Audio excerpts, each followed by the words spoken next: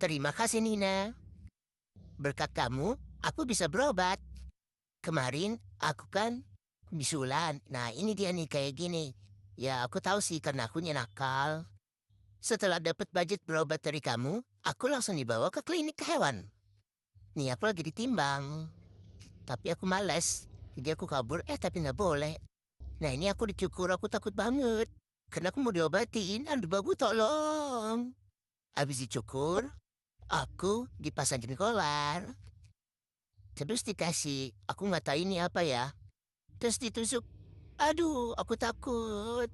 Supaya nanahnya bisa keluar. Kata dokter, aku udah demam tinggi sampai 40 derajat. Aduh, pantesan aku lemes.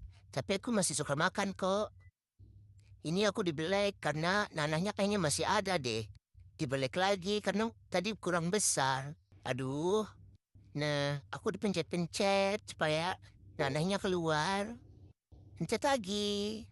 Lihat woy, aku nggak nangis kan, aku stay cool aja. Akhirnya setelah selesai aku diperban. Soalnya kata dokternya nanahnya masih suka keluar. Aku gantangan woy. Abis itu aku jenguk Ura.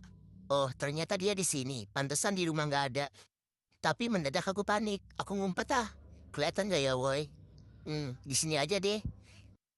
Pindah ke sini aja kali ya biar deket Ura. Gak kelihatan kan? Ura lagi apa? Oh, lagi berobat ya? Oke, cepet sembuh ya Ura. Bye-bye Ura, aku mau pulang.